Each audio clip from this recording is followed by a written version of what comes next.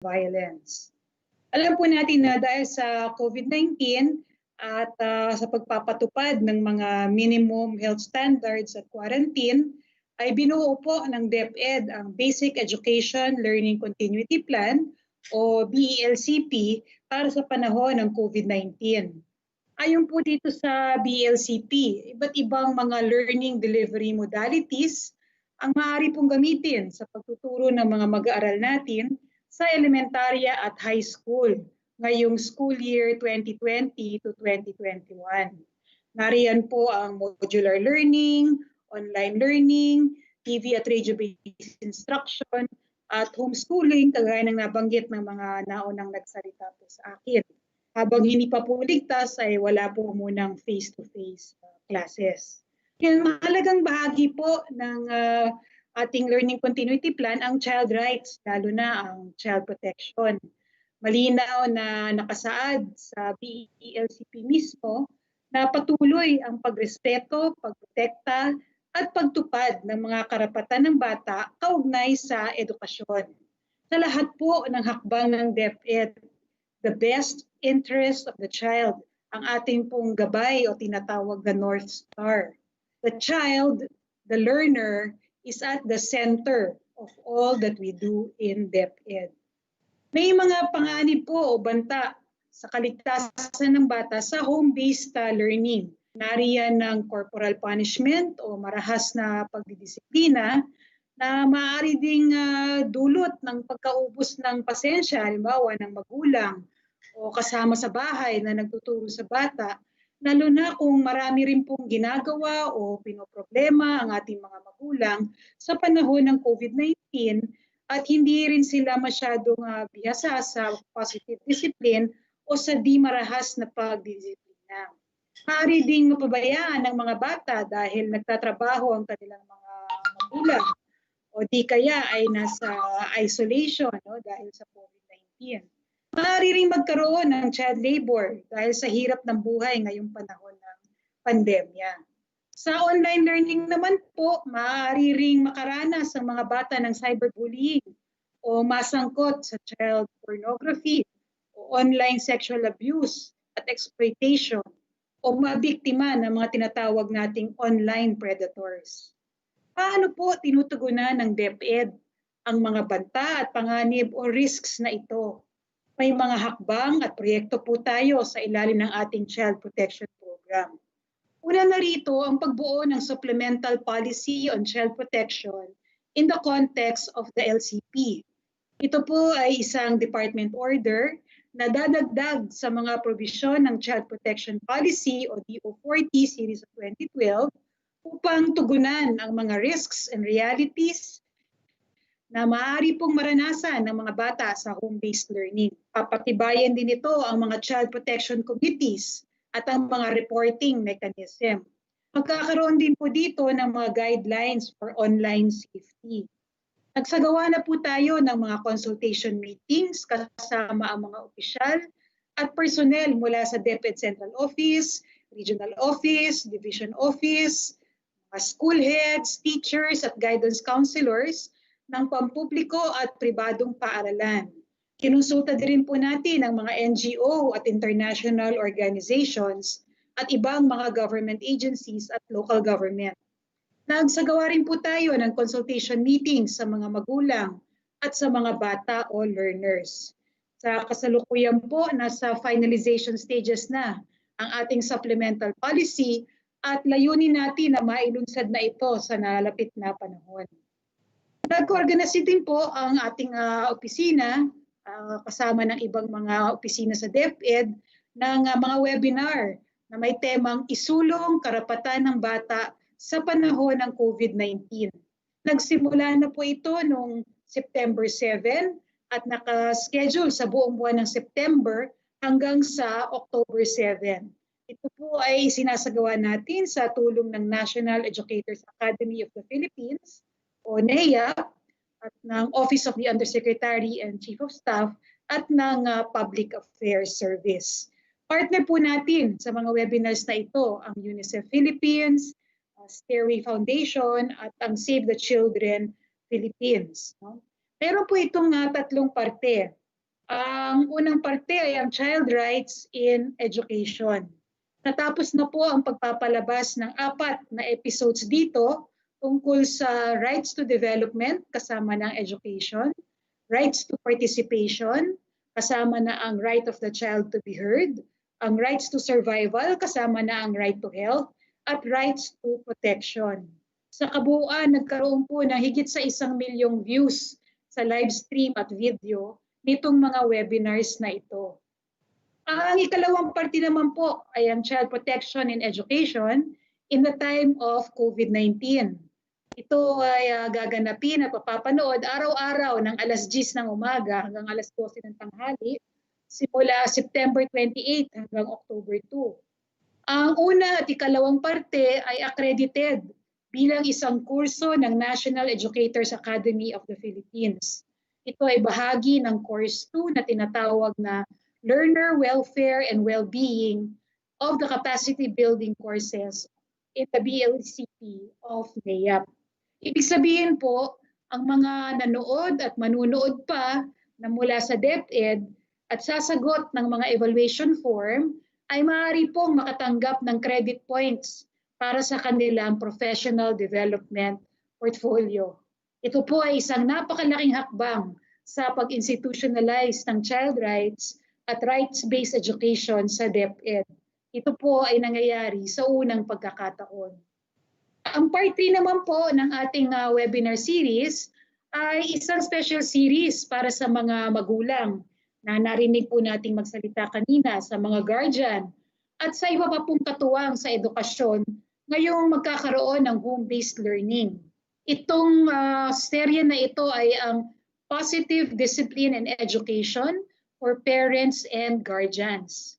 Naipalabas na po ang 2 sa 5 episodes at sa kasalukuyan ay meron na po tayong 250,000 na views. Mapapanood po ito kada Miyerkules alas 3 hanggang alas 5 ng hapon. No? Meron din pong mga magulang na nagbabahagi at nagbibigay kaalaman dito sa mga webinar na ito patungkol sa positive discipline. Ang lahat po ng webinar ay mapapanood sa DepEd FB page at ibang social media pages. Mayroon na ding playlist sa DepEd FB page ng mga webinar, kaya maaari niyo pong panoorin pa rin hanggang ngayon at mananatili pa itong mga webinar na ito sa ating DepEd Facebook page. Isa pang hakbang ang pagpapalabas sa TV ng mga palabas at materials tungkol sa ating pong child rights at child protection. Kabilang na po sa ipapalabas ang mga webinar at iba't ibang educational videos. At para po mas lalo pa nating matulungan ang ating mga magulang at guardian at iba pang katuwang sa edukasyon, mamamahagi rin po tayo ng materials on positive discipline in education at iba pang mga tema patungkol sa child protection at child rights sa ating mga pamilya ng mga mag-aaral. Iyan po ay ilan lamang sa ating mga hakbang na isinasagawa upang maitaguyod ang karapatan ng mga bata kaugnay sa edukasyon. Kabilang na ang karapatan sa proteksyon o ang maging ligtas mula sa anumang pang-aabuso at karahasan. Mayroon pa pong ibang mga hakbang na isinasagawa sa pamumuno naman ng ibang opisina sa DepEd. Kabilang na ang pagkakaroon ng learning support aids para sa mga tahanan na ang mga magulang o ibang kasama sa bahay ay walang kakayanan na gumabay sa mga mag-aaral sa kanilang pag-aaral sa tahanan. Bahagi rin po ang child protection sa isinasagawang parents orientation. Ngayon po, no, habang tayo ay nagkakaroon nitong ating press briefing, ay meron din pong parents orientation na nagaganap. Bahagi po doon ng child protection at bahagi rin ng child protection sa Parents Handbook, no, na isinagawa ng Curriculum and Instruction Strand. Tandaan po natin, every child, no matter how young or small, is not half a person, but a whole person with dignity and rights that we as a whole society should respect, protect, and fulfill. Ang mga bata po ay nanatiling mga bata sa panahon ng COVID-19. Nananatili din po ang kanilang mga karapatan bilang mga bata. Sama-sama po tayo in the true spirit of bayanihan Itaguyod natin ang mga karapatang ito ng mga bata. Lalanin po natin, minsan lang po sila magiging bata. Maraming salamat po at magandang umaga po sa ating lahat. Ayun, maraming salamat Undersecretary Josephine Maribohok. Siya po ang ating Undersecretary for Legal Affairs. Maraming salamat, ma'am. And at this point, maybe also acknowledge the presence of Director Leila Ariola ng Bureau of Learning Delivery. And we have here, monitoring us as well is staff po ni Congressman Roman Romulo. And at this juncture, before we proceed po sa mga presentation, I would like to acknowledge po ang presence ng ating ina ng Kagawaran ng Edukasyon, Kalihim Leonor Magtolis Briones, upang magbigay ng kanyang pambungad na pananalita at updates tungkol sa ating enrollment. Ma'am, magandang umaga po. Secretary?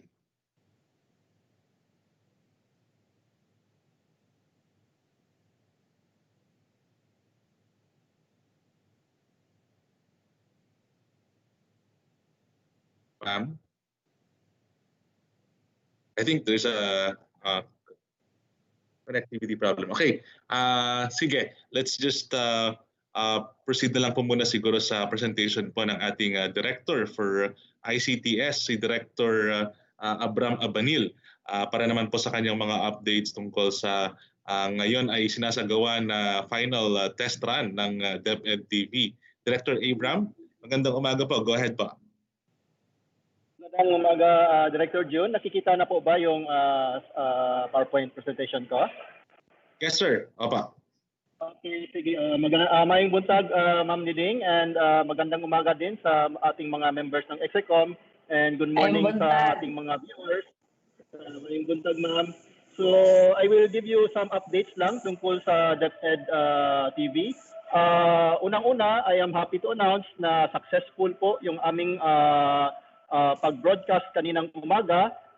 So from September 21 today up to Friday sa September 25 nag-dry run po kami ng 26 episodes corresponding to actually ng isang araw of TV episodes that we will be airing on October 5. Importante itong dry run para mapagpraktisan namin yung mga procedures, mga logistical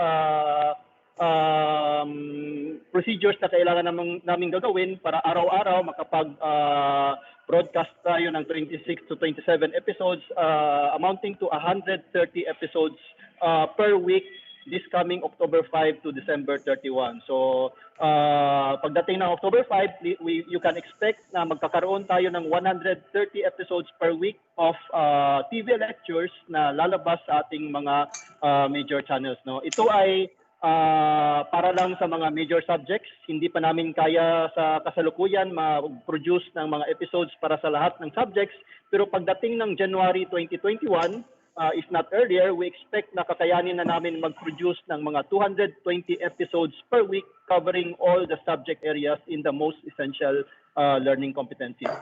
Aside from that, i-dub din namin yung mga episodes namin, especially yung mga kinder to grade 3 na mga episodes, i-dub namin to sa mga local languages. Sa ngayon, ang magagawa pa lang namin is English sa Filipino. Pero pagdating ng January, maglalabas na rin kami ng mga episodes that are in Cebuano, in Ilocano, in Kapampangan, and other major dialects in the country. Ngayon, ito yung program grid natin for the 130 episodes that will be shown in starting October 5 for the major subjects. Magsisimula yung araw sa 7:30, ipapalabas natin yung mga lessons ng ALS. Pagdating ng 8 o'clock, palabas natin yung lessons ng kinder. Saka pagdating ng 8:25, yung mga grade 1 and so on. Hanggang pagdating ng 4:45, ito naman lalabas natin yung mga pelikula para sa senior high school. So pagdating ng 6:50 naman, maglalabas din kami ng mga episodes para sa professional development ng ating mga teachers, saka para mga episodes din directed towards yung pag-orient sa ating mga magulang kung paano iharap yung pag-aaral ng kanilang mga anak dito sa situations natin ngayon.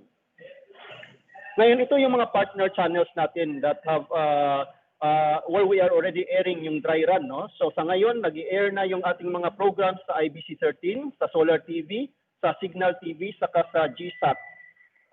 Aside from that, we are also working to out the technical details para ma-air din natin yung mga programs natin sa PTV4, sa Planet Cable, sa mga members ng Philippine Cable and Telecommunications Association, sa Gracia Satellite TV, sa Mabuhay Pilipinas TV, saka sa GMA. So marami po tayong mga partner channels na tutulong sa atin para ma-broadcast ang ating mga episodes sa Deped TV. Ngayon, siguro nagtataka kayo kung paano namin nagagawa tong 130 episodes per week kasi this is actually unprecedented. Papasok tayo sa Guinness Book of Records pag nagawa natin ito. So ganito yung pamaraan namin. Unang-una, meron na kaming na-train na 107 teacher broadcasters nationwide, no? Currently, kadamihan nito ay nasa NCR, pero sa kasalukuyan meron kaming ongoing training sa third batch of teacher broadcasters, and we're happy to announce na meron ng representation dito sa Region 8 and even sa BARM. So lahat ng regions natin magkakaroon na ng representation once matapos tong batch 3 training. So sa ngayon, meron kaming existing 107 teacher broadcasters doon sa batch 3. Expected namin around 91 ay papasa. 200 yung tinraining namin. So at least 91 ang sigurado kami na papasa. So aabot na tayo ng 198 teacher broadcasters in the next 2 weeks. And this is also being supported by 72 production staff who will do the cross-production work of ng ating TV episode. So lahat ng mga to, we broke them down in 32 production teams. Bawat isang team magpo-produce ng 4 to 5 na episodes per week, kaya mahahabol natin ang pag-produce ng 130 episodes per week. Ngayon, in terms of production sites, meron kaming 5 operational studios dito sa Metro Manila. Sa kasalukuyan, may sineset up pa kaming isa. So by the next week siguro, maging 6 na ito. Meron din kaming 18 public schools na napag-usapan na. We already arranged yung mga logistics with these 18 public schools para kung sakaling gusto mag-on-site na shooting yung ating mga teacher broadcasters, pwede nila gawin dito sa 18 na public schools. Nakikita namin actually, mas comfortable yung mga teachers pag nandun sila sa classroom, pag nandun sila sa laboratory or sa workroom ng ating public schools when they do their shooting. And as a matter of fact, nagpo-focus kami especially dun sa mga higher grade levels, grade 7 and above, nakafocus kami dito sa mga on-site na shooting para sa higher grades. Naggagawa din kami ng mga shooting sa ating mga heritage sites, no? So kung napanood niyo yung mga dry run namin kanina, yung lalo na sa Araling Panlipunan, yung mga sites na pinalabas namin kanina doon sa Araling Panlipunan namin includes yung Intramuros, yung Luneta Park, saka yung National Museum. And as I believe next week, meron din kaming isang team na pupunta doon sa Baguio para shoot din ng mga episodes doon. Para yung ating mga kabataan, kahit hindi sila makapagbisita ng mga museums ngayon, makikita nila virtually sa ating mga TV episodes. Ngayon, binibuild up din namin yung production capability ng mga outside Metro Manila. No? So sa ngayon, merong mga 24 divisions that are being developed. Nakikita ninyo dyan sa slide, hindi ko na isa-isahin, pero ang siguro i-highlight ko lang na yung sa Palawan, nagsisimula na yan sila mag-shooting, pati na rin dito sa Davao City at sa Lanao del Norte saka sa Iloilo City. So the rest we are building up. And once matapos namin itong 24, na ma-build up namin yung production capability niyan, yung existing natin na 32 teams, ma-increase natin to 56 teams na simultaneously gumagawa ng mga episodes. So by then, we are sure na kaya natin mag-produce ng 220 episodes per week para makover natin yung lahat ng subject areas. And hindi kami titigil sa itong 24 divisions. I-develop din namin yung ibang areas na para mapapabilis talaga ang ating production ng dito sa Deped TV. Ngayon, ito yung status namin sa video production. Kanina lang po ito na update. So sa kasalukuyan, ang natapos namin for the first week which will be on October 5, meron na kaming 32 TV episodes na nagawa. So this accounts for 25%. Meron kaming 49 na ongoing pa ang shooting. Kung matapos namin to this week, abot na kami ng 60%. And then we will continue the rest of the production next week para mahabol namin yung sa October 5 na 130 episodes at mapasok naman tayo sa Guinness Book of Records at mabibigyan natin yung ating mga kabataan ng magagandang episodes na mapanood nila habang nasa loob sila ng sarili-sarili nilang bahay. So with that, maraming salamat. Ito po yung Deped TV. Ito ay pinaghirapan po ng ating mga teachers para gawin. At ito po ay pinagtutulungan ng lahat ng mga regions dito sa Department of Education. Ito ay isang malaking example talaga ng bayanihan, pagtulong-tulong from the different areas in our country. So maraming salamat ulit sa inyong lahat. Ayun, maraming salamat. That's Director Abram Abanil ng ating ICTS.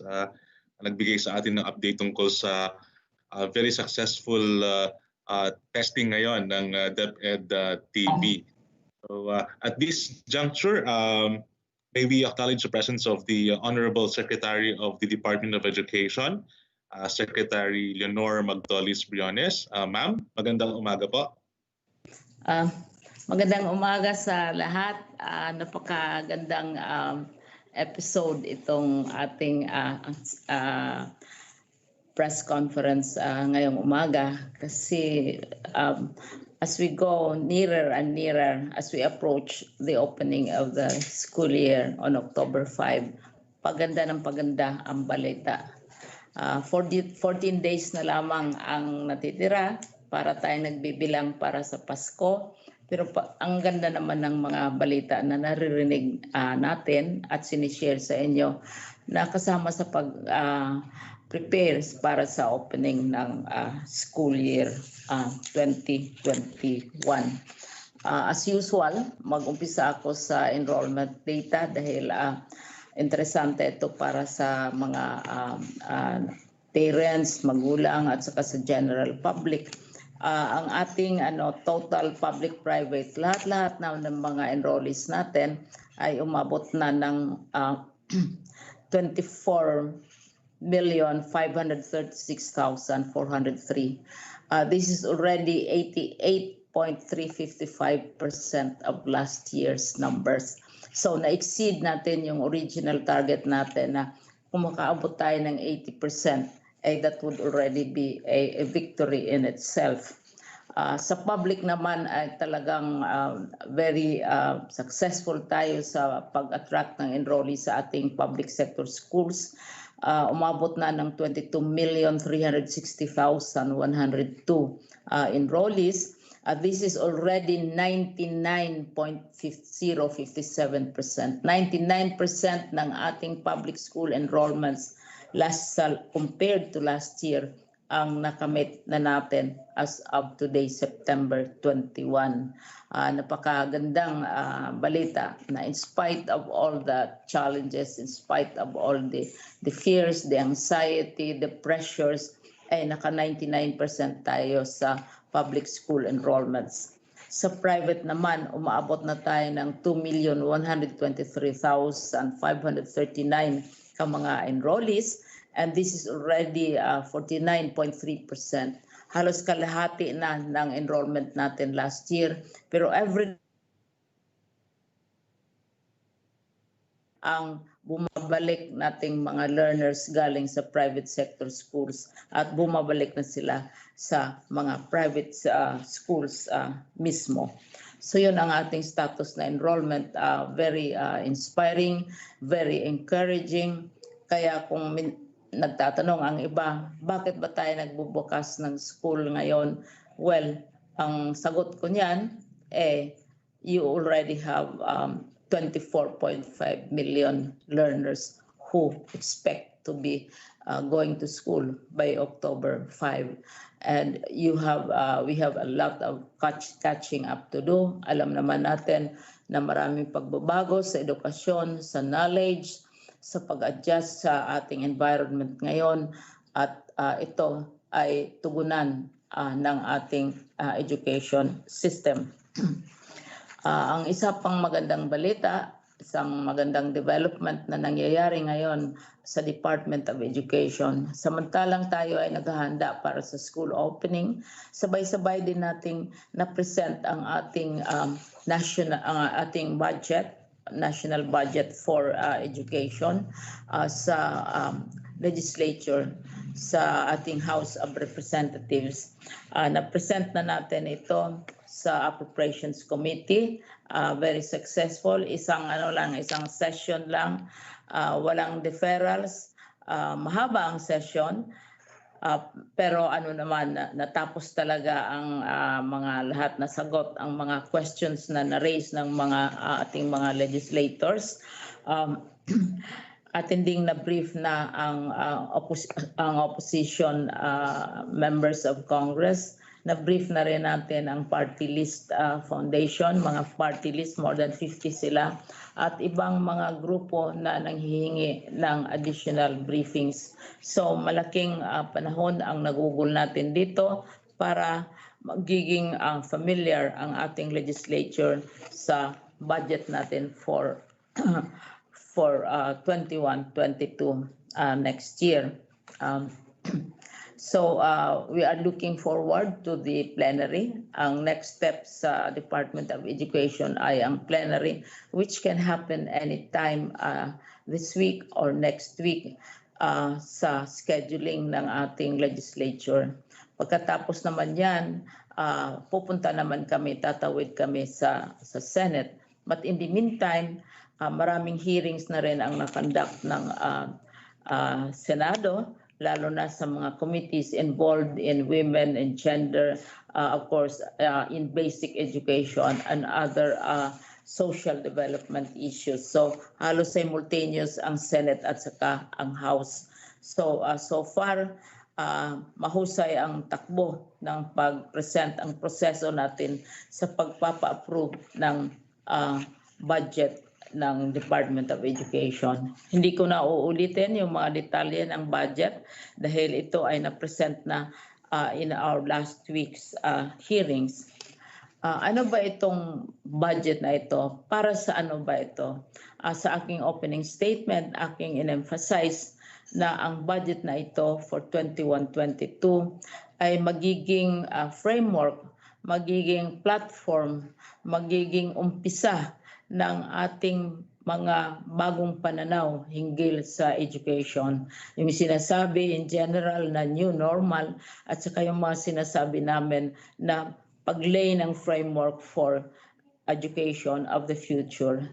So ang mga features nitong budget na ito ay yung gusto namin, request namin na kung pwede i-expand yung ating futures unit sa Department of Education. Last year sinuporta ito ni Senator Pia Cayetano at saka ni Speaker Alan Cayetano naman sa House. Gusto namin, nag-request kami na kung pwedeng i-expand further dahil kailangan mayroon tayong ideya, hindi lamang within 1 year or 2 years, but as far ahead as we can kung anong magiging itsura, anong magiging future ng education. We are also urging Congress and the other body, the senior body, which is the Senate, to also support our proposal for a design unit right in the Department of Education. Dahil sa tingin namin, sa pangangailangan ngayon ng edukasyon, sa pangangailangan ng ating mga bagong technology, at saka sa pangangailangan ng mga pandemics, ay kailangan i-redesign, kailangan mag-isip na tayo kung anong magiging itsura ng ating mga school buildings. Hindi na siguro oobra yung mga dati nating designs na hindi masyadong friendly, for example, to social distancing. Kailangan appropriate also for computer rooms, technology, and so on and so forth. So kailangang mag-isip na tayo, ano bang itsura ng ating school buildings, anong itsura ng ating furnitures and fixtures. Hindi lamang na kailangan natin ng mga laptops, mga computers, but also the physical environment which has to be created to house all of these new developments.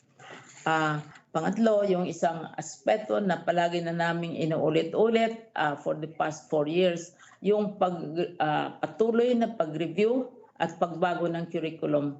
Hindi ko nahahabaan ito dahil alam ninyo na ang ating 15,000 learning requirements natin ay na-reduce na to 5,000 to the most essential, dahil kung data ang kailangan ng mga bata, makukuha nila ito sa ibang mga sources, mga facts, etc., mga numbers, pero yung capacity for critical thinking, for creativity, for cooperation, and for commitment to the country and to the community ay kailangan yun ang bigyan ng emphasis.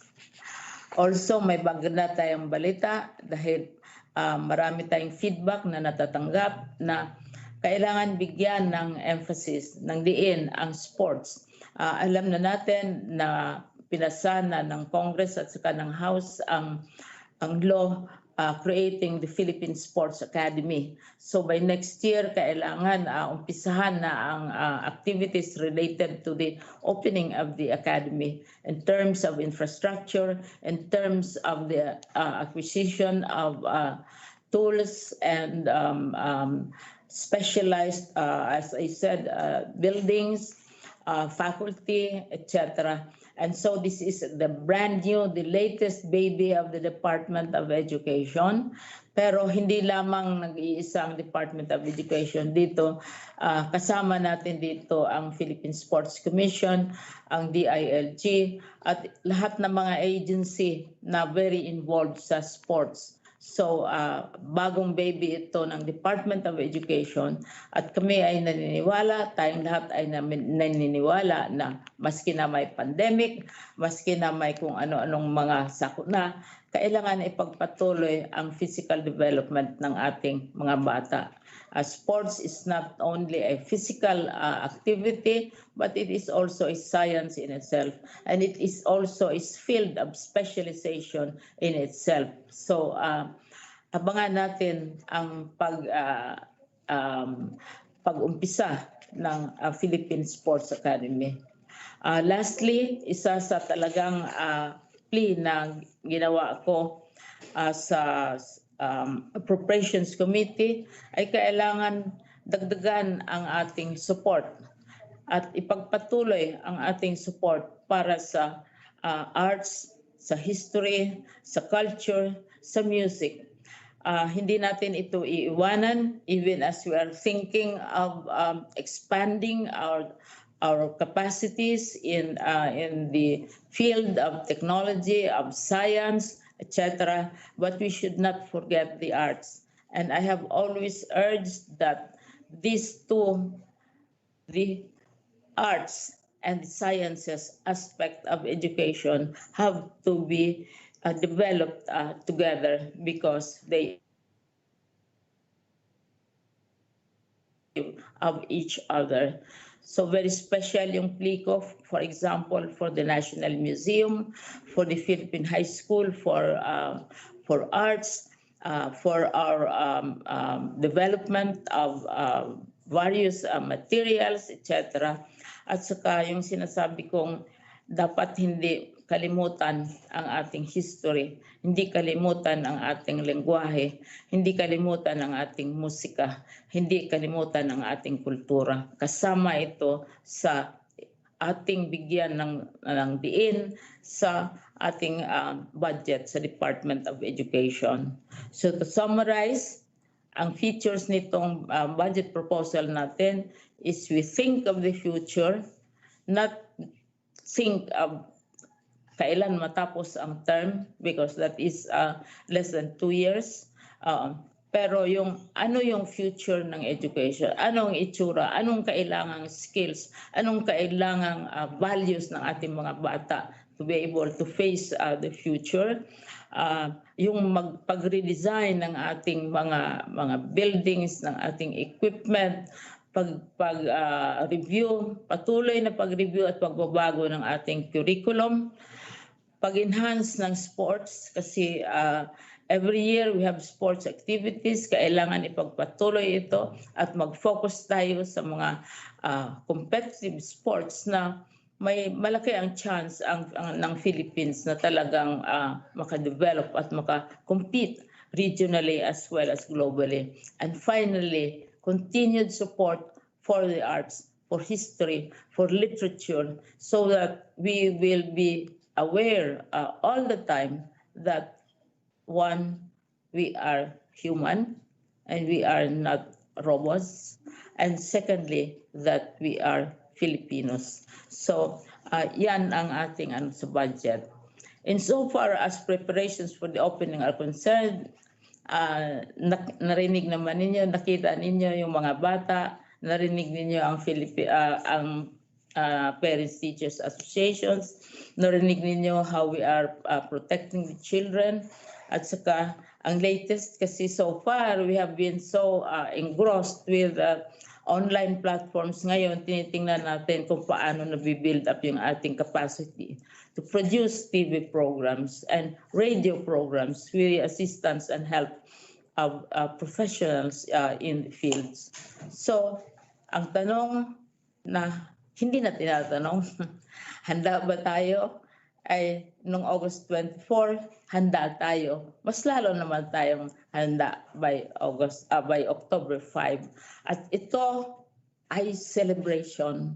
Ito ay a declaration of victory, a declaration of continuity of education. Whatever challenges we are facing, education will continue, our children will continue learning, our parents will continue supporting us, our government, our teachers, all of us are involved in this effort, and this will be the biggest victory of all at this time of the pandemic. Thank you. Ayan, maraming salamat po sa ating kalihim sa kanyang updates. Indeed, no, united we stand, divided we fall. Kailangan nagkakaisa para sa in less than 14 days, ma'am, no, magbubukas na yung ating mga pampublikong paaralan. Yes. Hopefully, and we are hoping na sasabay naman sa approval ng plenary sa House of Representatives ng ating budget. Tapos susunod naman ang Senado. So itong lahat na ito ay sabay-sabay. Thank you. Yes, ma'am. So ayun, maraming salamat po, ma'am. At this point po, we will start to entertain po yung mga katanungan po ng ating mga kasamahan sa media, ma'am. Ang una pong magtatanong ay si AC Nichols po ng CNN Philippines. AC, good morning. Go ahead.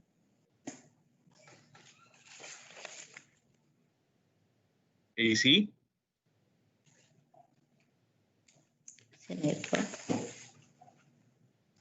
Okay, siguro we can proceed to Claudette Siriaco ng Business Mirror. Claudette? AC here. Oh, AC. Sir, si AC. Yeah, okay. Go ahead, AC. Okay. Yeah. Secretary or other resource persons here. My question is about the budget, since yun na na-mention sa closing statement ni Secretary. You mentioned that you're looking forward to it, but I monitored the budget hearing in the House of Representatives. Yung mga sinabi ni Representative Marcoleta. He even said na baka daw sa plenary i-block niya yung budget nyo, defend its budget because it's the most chaotic agency daw. Can I get a reaction on that? Yung lahat na questions na raised during the Appropriations Committee hearing were answered. Kaya nga dineclare ng Appropriations Committee na tapos na ang hearing sa budget. Kasi kung mayroong dissatisfaction, usually i-defer yan. Kung minsan 2 or 3 more sessions with the Appropriations Committee. Ang Department of Education, isang sessions lamang at tinapos ito within the same day. So yun ang nangyayari. Kaya handa na ang Department of Education for plenary discussions. Lahat ng mga tanong na na-raise ay nasagot. At ayun, handa naman kaming sasagot kung mayroon pang ibang katanungan. Kayong nasa media, you have been monitoring all these discussions halos every week. Naririnig naman ninyo ang mga issues na lumalabas. Narinig naman ninyo ang mga sagot. At as they say, the proof of the pudding is in the eating. Napasa ng Appropriations Committee ang budget ng Department of Education. Thank you. Just as a follow-up, during that budget hearing also, there were questions about the sharing of modules. It was mentioned by USEC Dads, I believe, na you're allowing sharing of modules between pupils. Sinabi ng lawmakers na it should be 1-to-1. So can we get an update? Are you working to make it 1:1, or are you still pushing through with the sharing of modules? Well, Ma'am, si Yusek Ann po. Yusek Ann or Yusek Dads? Sige ma'am. Yusek Ann, go ahead po. Ma'am, Yusek Ann, naka-mute po ata kayo.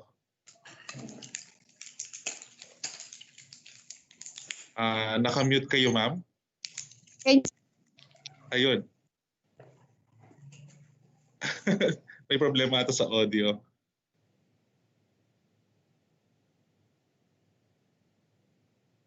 Si Yusek Dads mo.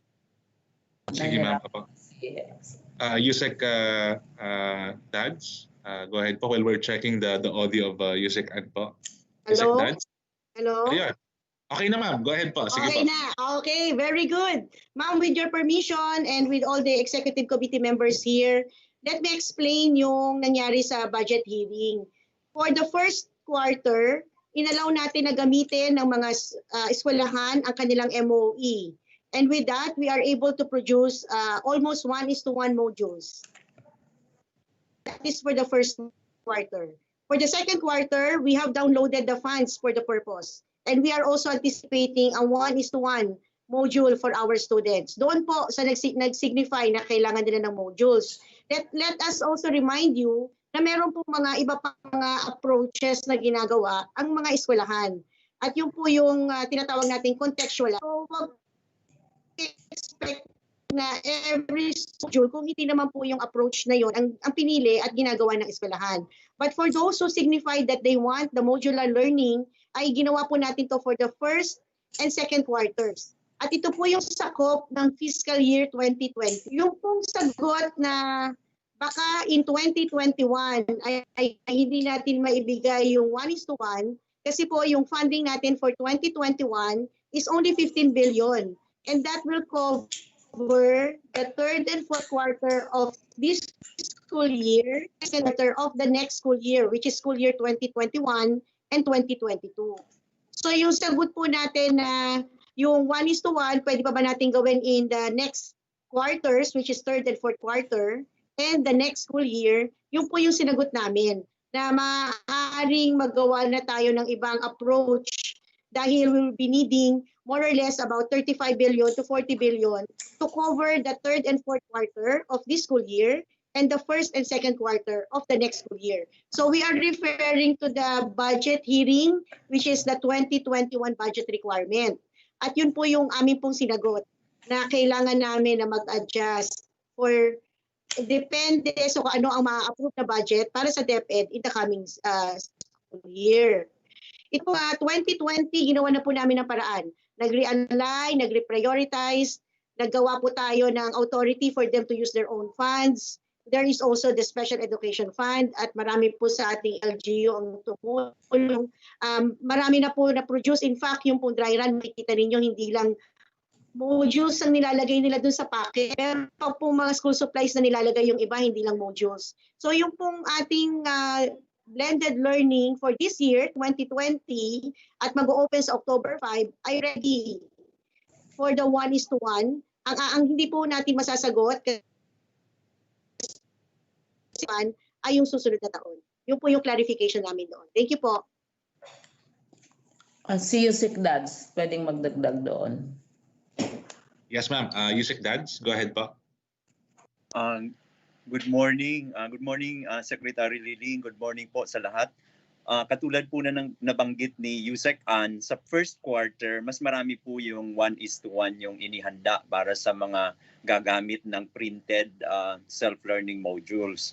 At yun naman pong a few division offices na gusto nilang subukin yung rotational use. Ang importante po dito yung nadi-disinfect yung modules bago ito ililipat sa susunod na gagamit. And this is perfectly naman po allowed. This will not affect the extent of learning of the children. Parehas pa rin po yung aaralin, pero instead pag nag-rotational po kasi, halimbawa kung dalawa yung gagamit, so yung aaralin nila for a week, 4 na subject but good for 2 weeks.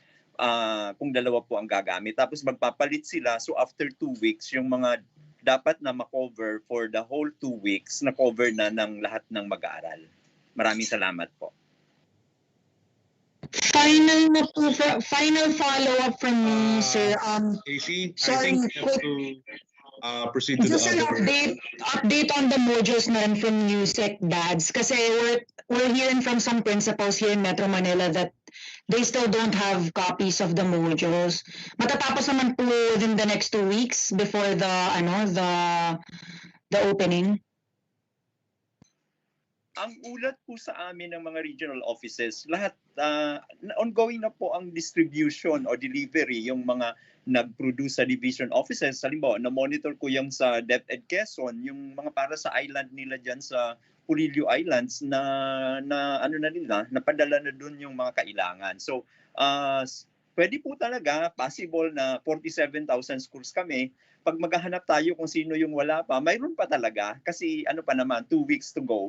Pero ang lahat po ng ulat ay on track sila sa schedule, although may a few percentage pa na nagmo-monitor naman po tayo. Bukas po malalaman namin kung gaano yung progress between last week and this week. So makikita po natin yan bukas. Magbibigay po ulit ng update ng readiness yung mga regional offices sa tanggapan ng aming planning office. Thank you po. Maraming salamat po, Yusek Dads and Yusek Ann, and maraming salamat AC ng CNN Philippines. We proceed now to Claudette Siriaco ng Business Mirror. Claudette, go ahead. Mayong aga, Secretary. Good morning to all. Secretary. Ay, nga aga. Nami nga aga. Tahong nga aga. Yes, I said beautiful morning. Yes. Ang question ko po, regarding po doon sa paggamit ng UV light sa pag-disinfect po ng ating self-learning modules, kasi nagbigay po ng warning ang DOH sa possible harmful effects po sa paggamit nito. Like nung Saturday, nagkaroon po ng incident sa Baguio na damage po yung mata ng mga tao na nandun sa area. So ano po ang gagawin nating way para ma-disinfect po itong mga modules and other school supplies na ipamimigay po dun sa mga bata? Mayroon namang alternative ways of sanitizing documents. Halimbawa kami sa Department of Education, ako ay kahon-kahon yung mga dokumentong umaabot sa akin araw-araw.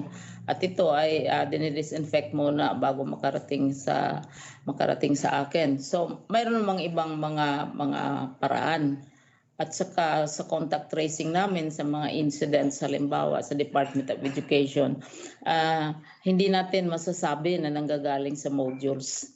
Ito ay galing sa ibang lugar, pumupunta sa ibang lugar ang mga nagiging pasyente, and so on.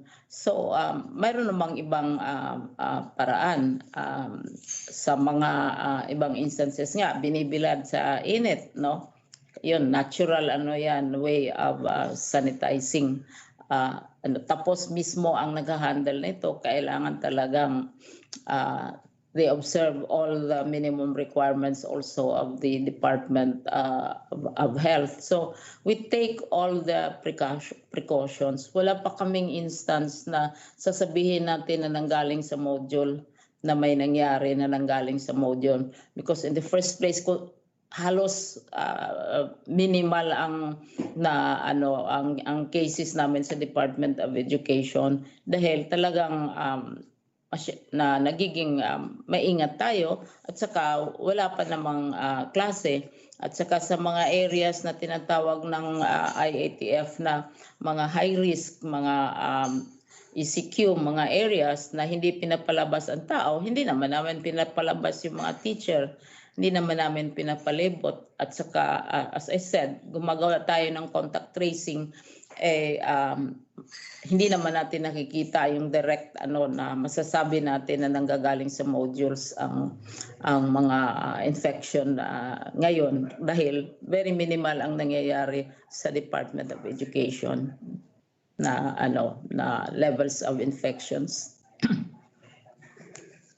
Okay po, Yusek. Secretary, my second question is, you've mentioned earlier po, Secretary, na 14 days to go bago po ng October 5. How prepared are we now po? Almost 100% na po ba?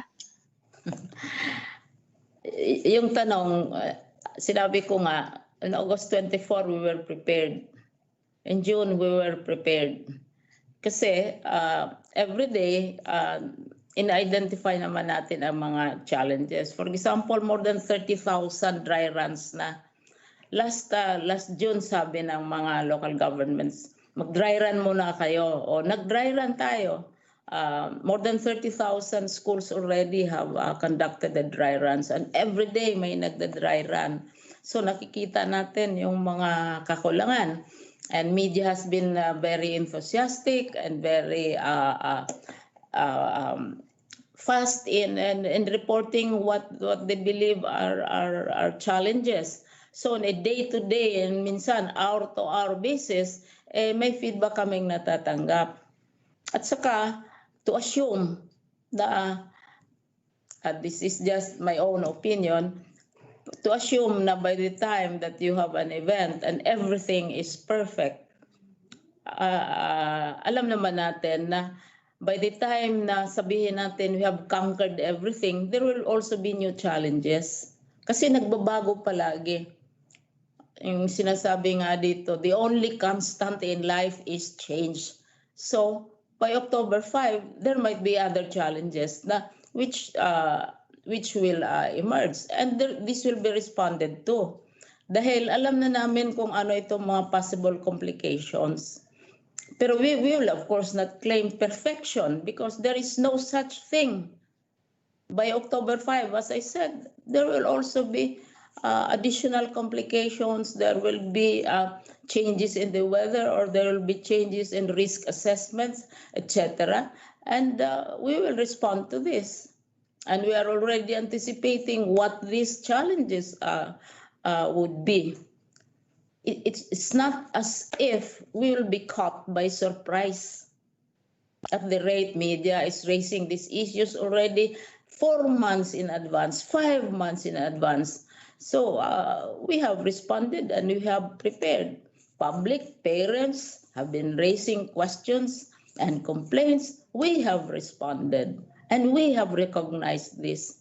So by October 5, as of October 5, we will already be ready. But if there are other challenges which will emerge, because as all of us know, especially those in media, we move in a political, social, and economic environment, as well as a natural environment, the weather, etc., which we cannot solve by issuing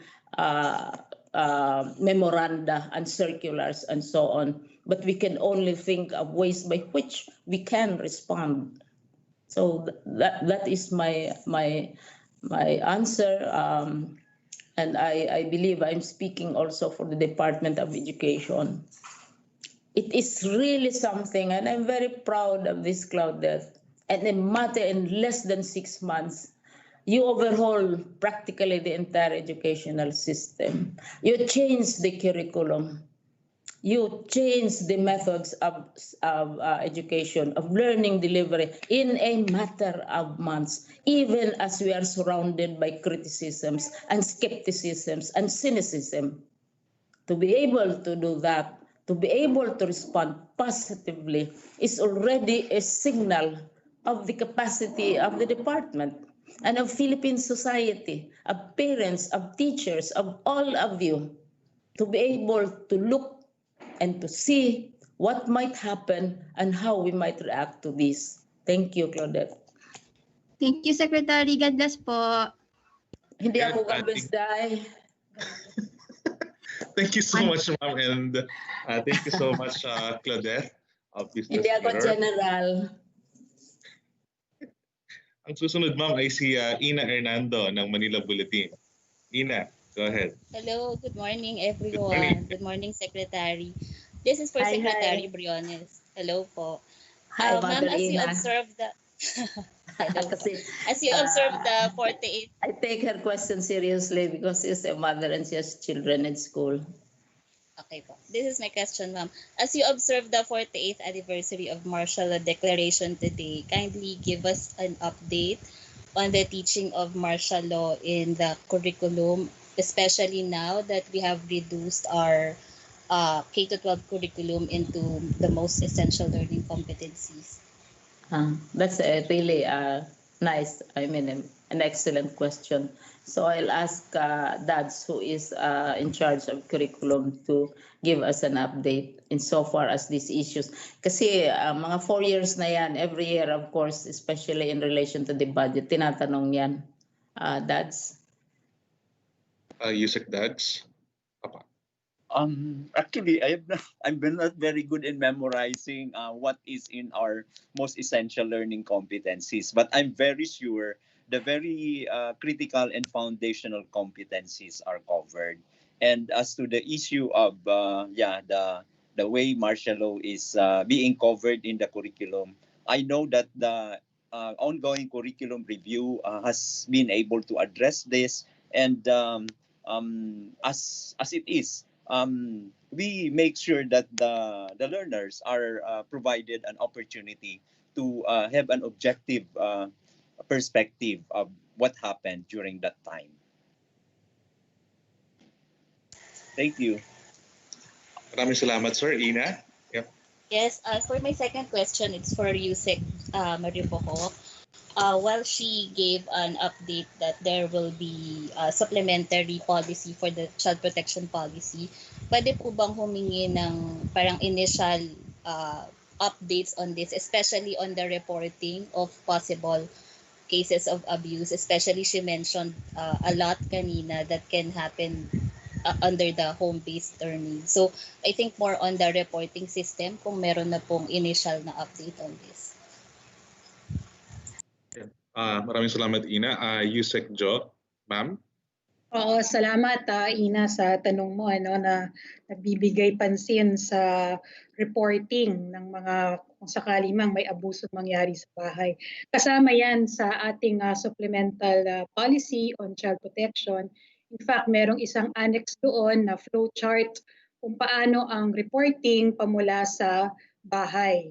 Lalo na kung ang abuso ay nangyari sa kamay ng magulang. Kaya katuwang po talaga natin dito ang local government, lalo na ang Barangay Council for the Protection of Children, at ang ating mga learning facilitators na maaaring bumisita sa mga bahay para matignan ang kalagayan ng mga bata sa kani-kanilang mga bahay.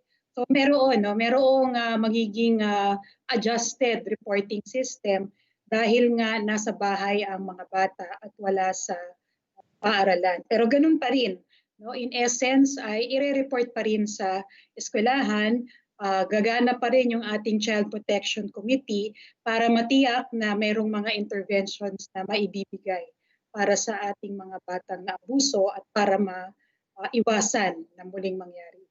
Salamat.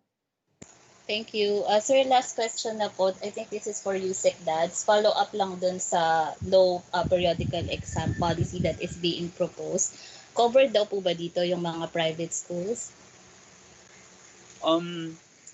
Miss Ina, yung private schools, as what we normally do, we strongly encourage them, but it is never prescriptive for them. Okay, thank you so much po. Have a good day.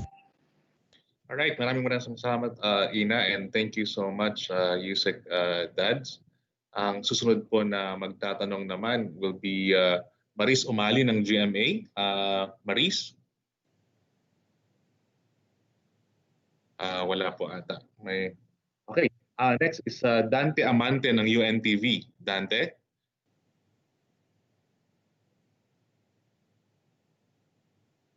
Good afternoon, Dante. I think there's connectivity problem. Maris, go ahead. Maris Umali ng GMA.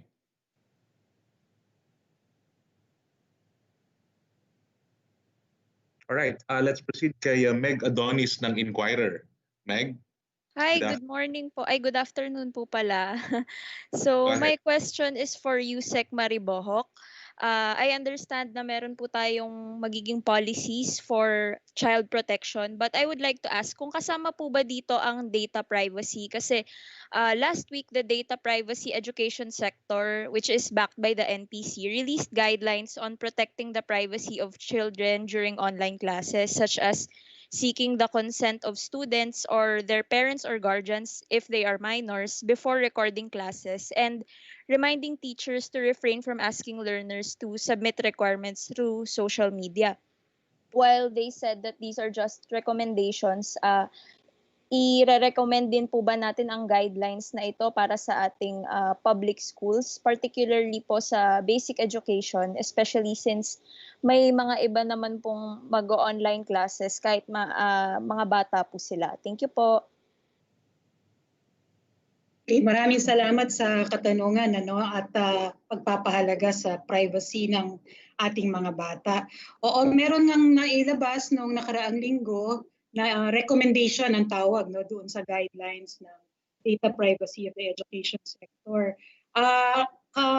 Kalinyang-kalinya po nito yung ating kinakasang supplemental child protection policy. It's very much in line with what we're doing. And in fact, when we issued the supplemental policy, as a policy, it will become a rule. So unlike the guidelines that you mentioned, they are recommendations. So once those are adopted into policy, they become rules issued by the Deped. And some of the themes actually on recording, seeking consent, use of images, all of those will be in the supplemental policy.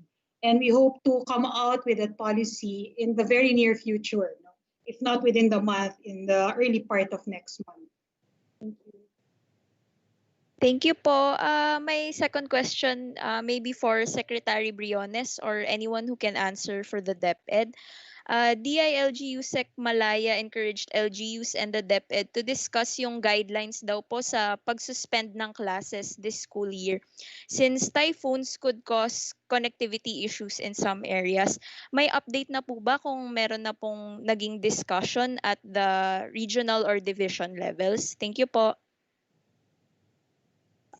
Right now, we have an existing policy, and that has been enforced even before the COVID pandemic. And this policy mandates the local government units to declare holidays or cancellation of classes, especially as related to natural disasters. And so this policy is still enforced. Last word sila pa rin. But of course, it would be useful if there are also consultations with our people in the DepEd at the local levels. Pero yung principle na ang local governments pa rin ang magde-decide still holds, and that has not been changed at all. Like tama nga yung sinasabi ninyo na kung walang connectivity, you're in the middle of class, mag-brown out or whatever, sometimes you don't even need a declaration of cancellation because the brownout itself will cancel whatever level of communication one is already engaged in. So at saka nasa ano yan, creativity ng school kasi pag may brownout, even households, we always have alternatives to brownouts. We try to continue with our activities even if there are brownouts. Ganon din sa school ang ating gagawin. Pero local governments pa rin unless that is changed, unless that policy is changed. Thank you. Ayaw ko kung gusto magdagdag nandito ba si Yusek Revsi kasi siya sa operations o si Yusek Dads na involved sa actual operations ng mga schools. Pero itong mga decisions na ito are done at the level of the school itself. Kasi ang halimbawa yung mga natural disasters, hindi naman buong bansa apektado. It would be in localized places na sila mismo nakakaalam yung extent ng danger, ng risk, o the extent to which the conduct of classes are affected. Obviously, pag mga brownout, ang mga online, mga dependent on IT will probably have problems and other ways have to be worked out. Pero at the level of the school yan. Pero bottom line, it's still the local government. Yan ang paningin ko as Secretary of Education. Okay. Thank you po. Maraming salamat, Meg Gadonis. Ma'am, babasahin ko lang yung mga katanungan ni Maris Omali ng GMA po. Una-una, tanong po niya dito, previously na-mention po yung pag-cancel muna sa mga periodical exam to prevent distance cheating. May we know the other specific measures to also prevent distance cheating daw po? I think Yusek Dads.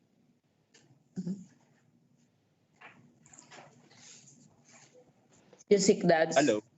Yes, we already mentioned that aside from minimizing the temptation for distance cheating, we feel that the periodic exam, which measures the learner's acquisition of content standards as articulated in the curriculum guide, could be addressed by summative and performance tasks, which are more inclusive and authentic in gauging learning growth and progress. Unlike periodic exam, which is based on a pen and paper examination, this summative and performance tasks could be delivered in various ways. Though we acknowledge the importance of periodic tests as a gauge of student learning, the current conditions necessitate us to become more creative and flexible in implementing summative assessment scheme without sacrificing assessment credibility. So what are the other things we do so that distance cheating may not be resorted to? Again, we said we appeal for the parents to take the lead in fostering the value of honesty. Parents or the grandparents or any home learning support provider should really make sure that this value is enhanced. The other thing that could be done is for the teachers to do occasional conversations with the learners. So it has not to be a test. It could just be a conversation focusing on the lessons covered so that the teacher could sense the extent the learners have actually understood the concepts expected to be learned for a particular period. Thank you. If I may join the conversation, June, the matter of alternatives to periodical examinations has long been in practice by both public and private schools, even before COVID. Sa homeschooling, for example, and even in regular schooling, kasi there are many ways of assessing the progress of students other than periodical examinations. So it's nothing new. And also, it does not necessarily mean that these approaches were developed to prevent cheating. These are alternative ways of measuring of assessing the progress of a child in his or her learnings. So maraming and this has been done all the time. And it is practiced. Again, I cited this in one of our press conferences when last March, when the president declared that classes are closed. This happened during the time of the periodical exams, final exams. So we had to sit down and argue and figure out how we can assess the students fairly, even as the possibility of final examinations may not take place. Kasi mayroong iba, mayroon na silang final exams, mayroong iba, wala pa. So nag-come out ang Deped ng guidelines, but not necessarily to prevent cheating, but as alternatives in case there are events like the pandemic, events like floods and natural disasters, etc. So yun, iniisip yan ng Department of Education, and it is not new. It has always been there. Lalo na, as I said, sa mga alternatives to regular schooling. Ginawa natin yan last March so that we could also assess our graduating senior high students and as well as the other grades as well. Thank you. Maraming salamat, ma'am. Thank you so much, Yusek Dads.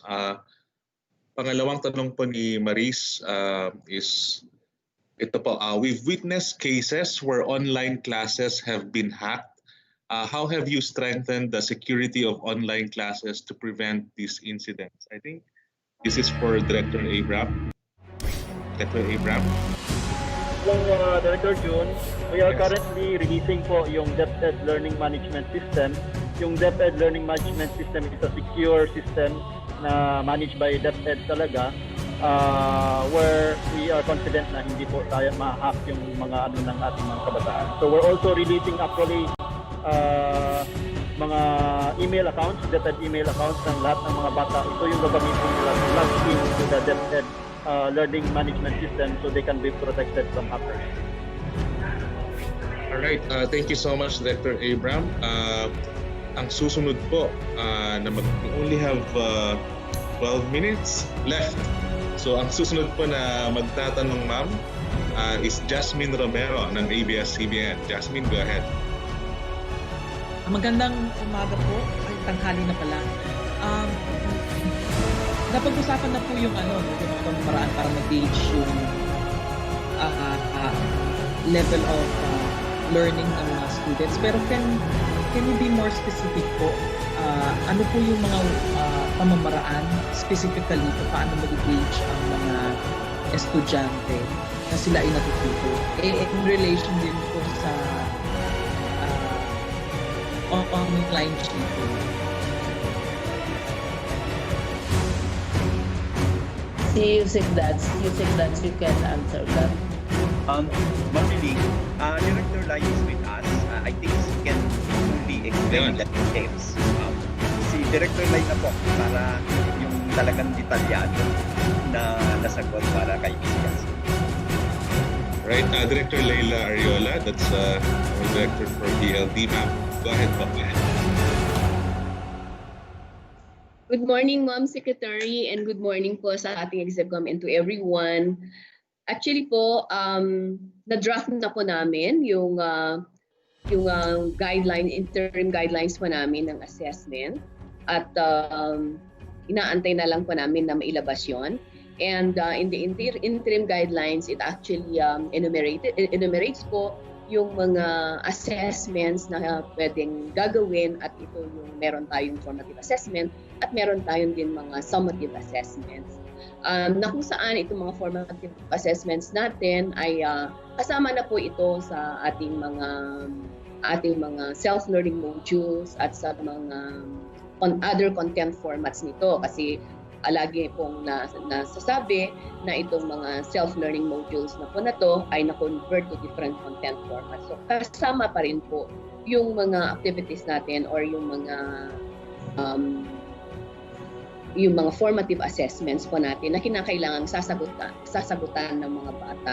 Napaka-importante po talaga yung binanggit ni Yusek Dads kanina na ang mga magulang natin, sila po yung talagang gabayan yung mga anak, na kung saan sila po yung mag-answer sa mga activities na naibigay na kasama sa ating mga self-learning modules, para sa ganon talagang makikita kung ang bata ay natututo sa pamamagitan ng self-learning modules, sa pamamagitan ng mga video lessons and audio lessons po natin.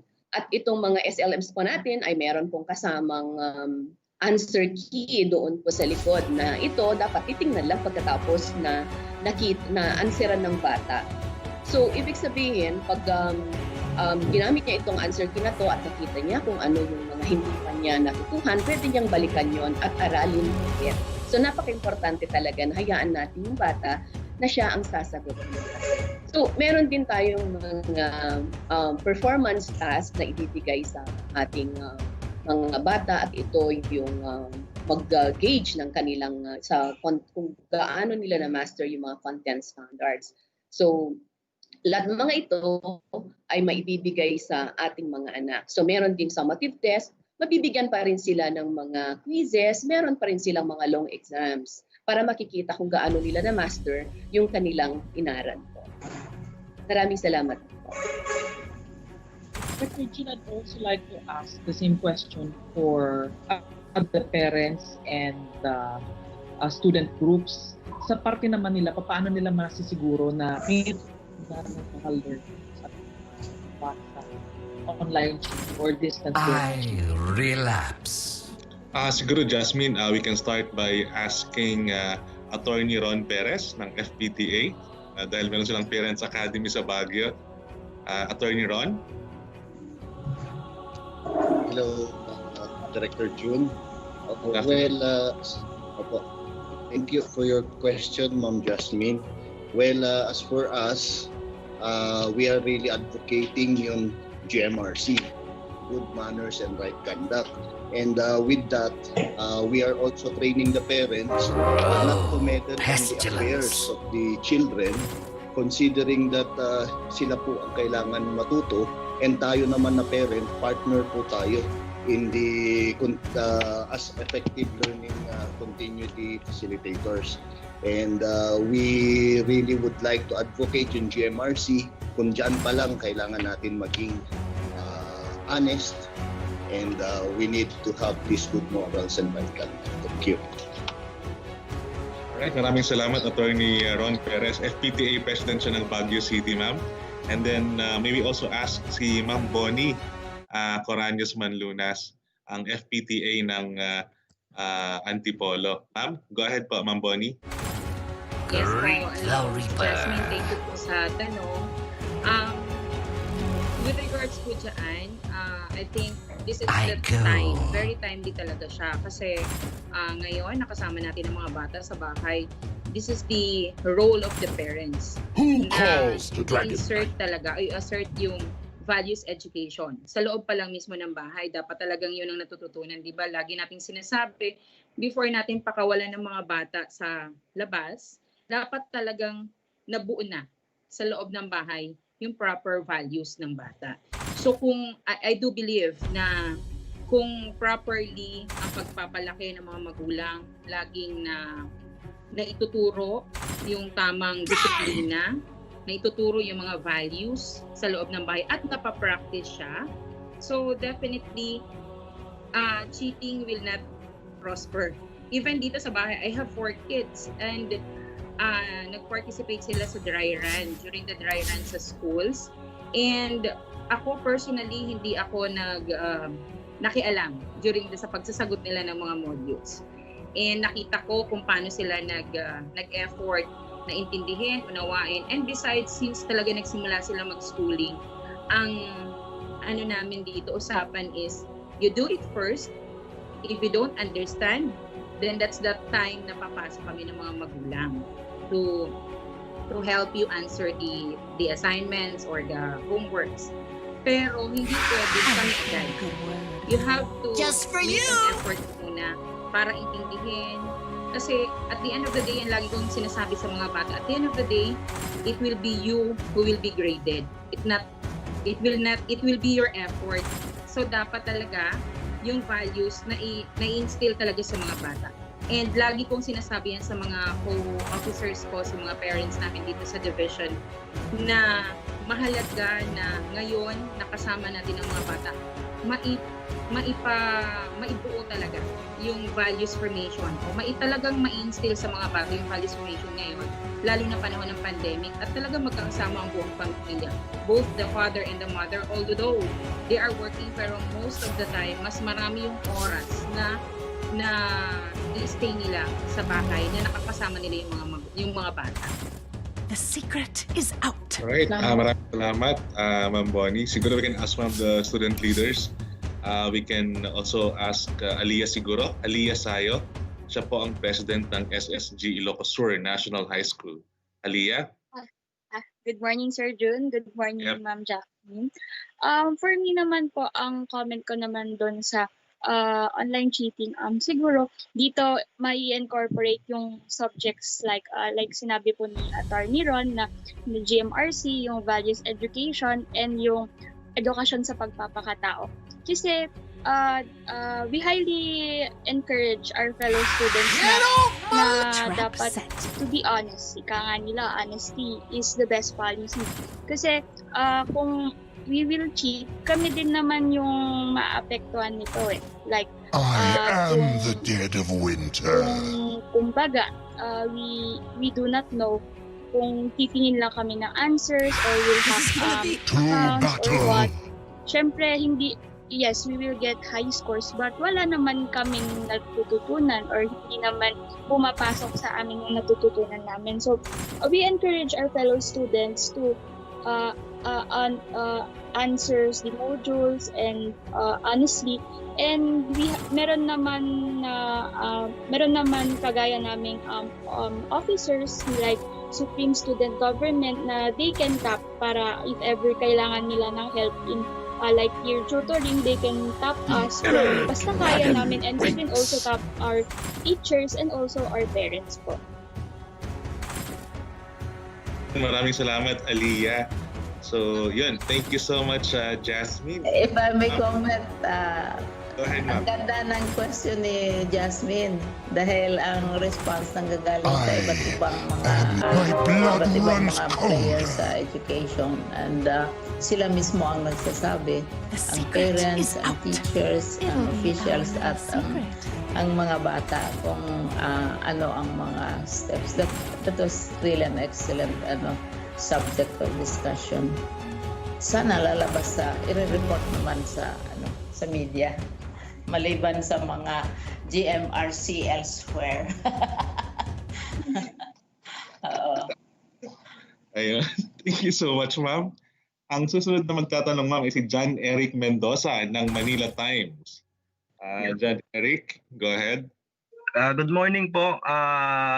Question po kay Director Abram po. About po dun sa Guinness Book World of Record na mention. Okay, is my name. Ano po yung metrics ng record? O additional details lang po about po dun sa Guinness Book World of Records. Records, ito yung program did kanina sa TV episode, sir? It's no Yes, secret. sir. Opo. I Sa was Deped hoping TV for one of the mystery deepens. Well, i-share ko ulit, no?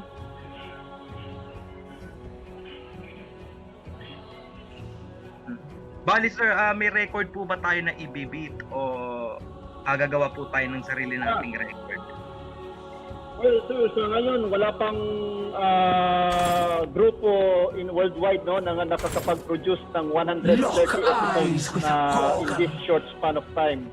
So actually, in 1 month's time, magpuproduce po tayo ng 130 na TV episodes para lang sa ating kabataan. Hindi ito para lang sa October 5. Every week, magpuproduce tayo ng 130 episodes. So times 4, nasa 1,200 ang lalabas for 1 month. So never pa yan nagawa worldwide. yung ganitong volume of TV production for television. Bale, so i-apply niyo po ba to sa Guinness or lumapit po yung mga tao sa Guinness about po dito? Yes sir, i-arrange namin na mag-apply kami sa Guinness Book of Records once ma-produce na namin yung mga episodes natin. Thank you sir. Thank you po sir, thank you po. Another question po kay Yusek Dads po.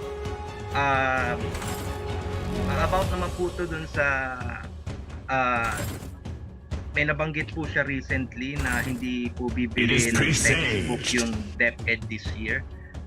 So expound lang po doon. Dahil po ba to sa modules na mas priority po ng Deped ngayon yung pag-produce or paggamit po ng modules? Thank you po. Yung desisyon priority yung SLMs, talagang iyon talaga kasi ang mas kailangan natin. Sa distance learning, ang pinaka-importanting learning resource ay self-learning modules. Kaya nga, ang textbook, while pwede rin gamitin, pwedeng mag-supplement. At ang ginawa rin nating remedyo ay yung mga nandyan na available, i-distribute natin. Minapa na natin ito sa ating most essential learning competencies at sinabi na natin sa film, pinaliwanag na kung gagamitin yung textbook ay kailangan may weekly learning plan at mayroong activity sheets na ihahanda para magamit ito. So for this year, yung 2020, yung allocation talaga ay nirecommend namin na sa SLMs muna. Pero sa next year, dahil ina-anticipate natin na mag-normalize na ulit, ay naglaan na rin po ulit tayo ng textbook procurement, and at the same time, yung pong private sector sa quarter 3 and quarter 4 na SLMs ay kaisasali po natin. May mga pag-uusap na po kami na ang pangatlo at pang-apat na quarters ay tutulungan na tayo ng private sector sa pag-develop at pag-produce ng self-learning modules. Thank you, sir. Thank you po. All right. Thank you so much, John Eric. We have last 3, ma'am. So I'll be asking our media friends to ask just one question na lang po kasi we're running out of time. So last 3 na po. We have Shaila Francisco ng TV5. Shaila, go ahead. My question is about the Deped TV. Of the 24.5 enrollees po, ilan po yung target nating makabenefit sa Deped TV? And in terms of assessment, I know parents will play a big role, pero how often po mag-check or papasok yung teachers to assure an objective assessment dun sa performance ng students po?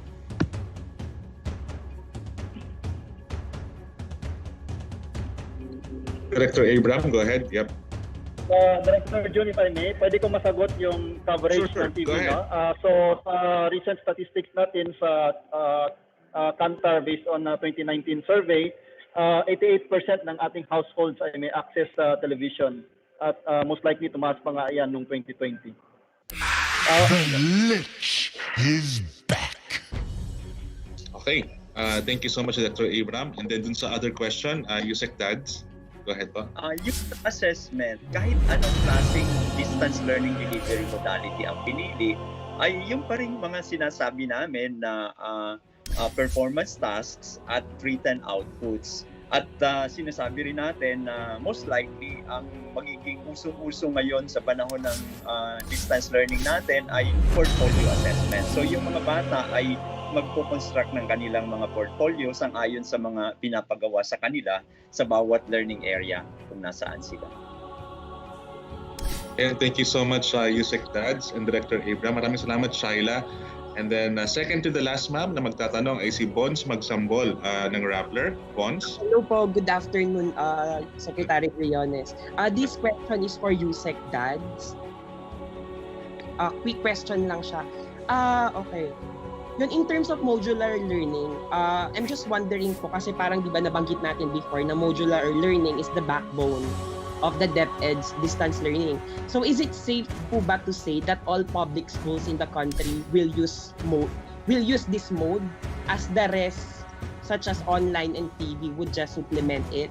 If not po, ilan kaya doon sa 47,000 na public schools yung gagamit ng modular learning? Thank you po. Miss Bons, ang sinasabi nating backbone, yung modules mismo, yung self-learning modules, ang backbone na lang ng lahat ng distance learning delivery modality. So kung mag-online ka, mag-digital offline, o mag-TV, lahat yun naka-anchor sa mga ginawang self-learning modules. Yung sinasabing popular choice, yung printed learning modules, sa aming pagtatansya, 59% ng mga learners ang most likely gagamit nito.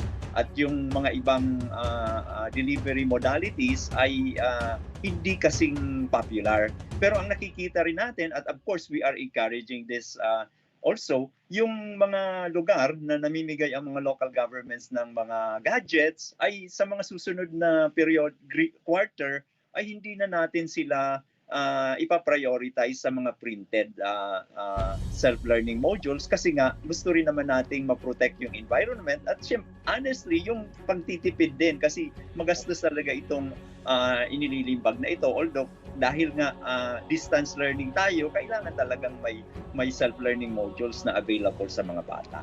Okay. So one quick follow-up po. So just to clarify, for now... Can I add, make an additional comment? Go ahead, ma'am. Well, it is true na more than 60% kasi based ito sa mga advice galing sa parents at sa mga bata kasi tinanong sila kung anong preferred mode ang gusto nila. This was during the enrollment period. And they express a preference for printed modules. But it does not mean, Bons, that we will be staying forever and ever and ever in printed modules because the direction ngayon of learning and many human activities is towards increasing use of technology and other means of delivering information. So, it's very likely that will change. Sinabi ko na ito during one of our press conferences, or is it even in Congress itself, that even as you have how many percent of our teachers, 80% ba yun, or how many hundreds thousands of smartphones are circulating in this country, etc. Pero pag sabihin mong what is your preferred mode of learning, they go to modular. So parang hindi pa masyadong nako-connect sa ang usefulness ng technology halimbawa and other delivery modes to the learning process. Kasi yung cellphone mo is for communicating, is for chika, is for music, it's for many other things, but not necessarily connected to learning. But that will change as we go along at makikita nila na you can transmit learning, lessons, etc. through other delivery modes other than the printed. Kasi sinabi na ni Yusek Dads, and kami na-recognize namin yan, that it's not only very expensive, kasi ang pag-print, papel, etc., the process, but it's also harmful to the environment. And since we are moving also towards international and regional assessments and other ways by which we assess our students, these assessments usually utilize technology. Yung mga international assessments halimbawa, technology ang ginagamit, hindi naman modular on a global scale. So NCR recognizes this kasi in NCR you still have many schools and learners wanting modular yun as of this time. Pero with local governments providing each and every student with tablets and with computers, Manila is 1.2 billion ang kanilang investment for each child. Quezon City is 2.6 billion because Quezon City is very large for the students. So mayroong attraction or drawing power na ito, and also because we know that it is necessary na hindi lang exclusively printed module. Kasi we will really not only use up our budget, but we will also use up all our trees, which is, of course, it would be a big tragedy if this continues. Okay, thank you. Sorry, one quick follow-up po kay Yusek Dad. By saying po ba na 59%, are you pertaining to the 23 million public students or the 47,000 public schools? We are referring to the learners. Okay po. Ang learners yan. Okay po. Correct. Thank you po. Okay. Thank you so much, Bons Magsambol ng Rappler. Ang huling magtatanong, ma'am, si Noel Talakay ng Malaya Business. Noel, go ahead. Hello po. Hello po, good afternoon. Isang question lang po, yung nasaan na po yung ilang school na po nakapag-dry run kasi last week para nasa more than 30,000 po, di ba? So may natitira pa po 12,000. So as of today po, ilan na po ang natapos na po yung dry run? Thank you.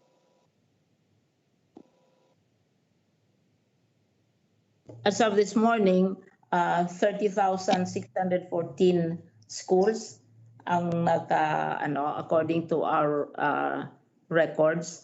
Pero madadagdagan ito kasi halos every day may mga dry runs which are being conducted, and we still have, as I said, 14 days to go. So mahahabol ito sa tingin ko. Thank you. All right, maraming salamat. Okay, go ahead, ma'am. Nakamute kayo, ma'am. Nakamute po ata. I was just saying that the latest number is 30,614. Last week pa ito. So may bagong numbers pa. As of today, nadagdagan siguro yon.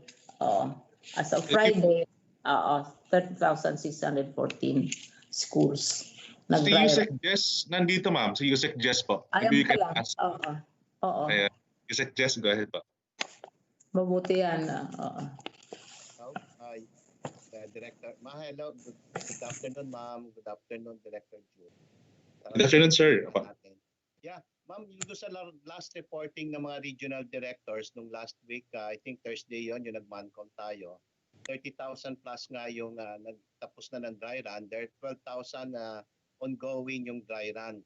And tomorrow, the committee will also meet again. We will know the actual figures na kung sigurado ako madadagdagan yan, as you said nga.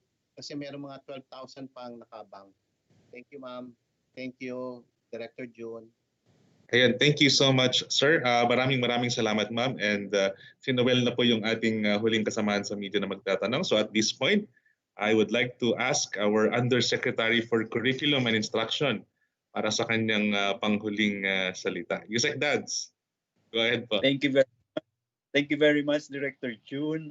Good afternoon ulit, Ma'am Liling and my peers in the EXICOM. Good afternoon din po sa ating mga kabahagi dito sa ginagawang press con sa media. Nagpapasalamat po tayo sa Deped, kina Nicole, ki Abigail, mga estudyanteng namumuno sa kanilang mga paaralan sa pagbigay ng larawan kung ano ang mga ginagawa nila. Mga malikhaing ginagawa upang masiguro na ang learning continuity ay mangyayari sa mga kasama nilang kabataan na pinaninilbihan ng Deped. Bibigay din po tayo ng saludo at pasasalamat sa mga magulang na naging bahagi ng ating press con ngayon, si Sir Edmond, si Attorney Ron, si Madam Bonnie. Napaka-inspiring po ang inyong mga ibinahaging estratehiya kung paano ang mga magulang makakatulong upang totoong matuto ang ating mga anak habang po mayroon tayong distance learning delivery modality. Siyempre po, nagpapasalamat din tayo kay Yusek Jo Maribuhok sa pagbigay ng updates kung ano ang mga ginagawa para masiguro na ang mga bata ay mayroong protection kahit po may panahon ng pandemya. At siyempre po kay Director Abram, thank you very much for the updates as well on Deped TV, and other things. Again po, palagi nating aalalahanin na ang trabaho talaga ng Deped ay ihanda ang kabataan para sa kanilang mga kinabukasan. Kung handa po ang isip, handa sila bukas. Salamat po at mabuhay tayong lahat. Ayan, maraming salamat. That's Undersecretary Diosdado San Antonio ng Curriculum and Instruction. So ayun po, dito na po nagtatapos ang 7th edition ng ating Handang Isip, Handa Bukas Virtual Press Conference. Samahan niyo po kami sa susunod na Lunes para po sa ibang mga updates pa tungkol sa pagbubukas ng ating mga klase. At this juncture, I would like to thank our parents, our learners, our teachers na until now ay nakasubaybay sa ating live stream sa Deped Philippines. And of course, again, I would like to thank our media partners na until now walang sawang nag-syndicate ng ating live feed ng ating weekly press conference like Tirad Bus Network ng Ilocos Sur, Planet Cable DW80 Teleradyo, CLTV 36, Romblon Cable, Kabangkalan Community Antenna Cable, Camiguin Island Cable TV Corporation at Calibo Cable TV Network. And of course, I would like to thank our resource persons po, ang ating mga spokespersons, and ang president ng SSG Ilocos Sur National High School, Aliyah Nicole Sayong. Pakita ka, Aliyah. Turn on your camera. Okay. Thank you so much. And then, thank you din po for this opportunity. And then we have Ana Abigail Ticson, president ng SSG San Pablo City Science Integrated High School. Abigail, turn on your camera. Ayan, hello po ulit. Thank you for the opportunity. Saan ano ito? Saan high school? Science High School? Which one? San Pablo City po. Saan? San Pablo City Science Integrated High School po. Hello po. Maayos naman ang performance ng Laguna. Yes, At saka of course, si Sir Edmund Cardona, ang very active na GPTA President sa Kawayan, Isabela. Ma'am, gumawa sila ng radyo para sa ating mga learners. I have visited Kawayan, Isabela. Hindi lang magagaling yung student leaders nila. They have a very good high school choir. Elementary at high school. Mayroon pang rondalya. Ang galing-galing talaga mga bata ito. So, tonto ako kasi binabalansi kasi yung art at saka other sabi nila na hard subjects. Oo, hindi natin iwanan. Oo. And then also, we also have Attorney Ron Perez, ma'am, ang FPTA President ng Baguio City. Attorney Ron. Ayun. And of course, si Ma'am Bonnie Coranias Manlunas. I'm performing ang Baguio sa English sa PISA. Thank you, ma'am. Thank you. Ma'am, ito dating teacher, si Ma'am Bonnie Coranias Manlunas, FPTA President ng Antipolo City. Ma'am Bonnie. Hello, Bonnie. And of course, thank you so much sa ating Undersecretary for Legal Affairs, Yusek Josephine Maribohok, and Director Abram Abanil, and of course kay Yusek Dads, Yusek Jess, and Yusek Ann. Maraming salamat po. Yun po, sabi nga ni Yusek Dads, sa pamamagitan ng ating pagsama-sama, naihahanda natin ang ating sarili, no, para sa pagbubukas ng ating klase sa October 5. So ito po si Jun Arvin Godoy ng Public Affairs Service, Handang Isip, Handa Bukas. Maraming salamat po. Thank you. Salamat. Thank you. I-share ninyo ang discussions. Oo. Napakaganda, napaka-inspiring. Oo.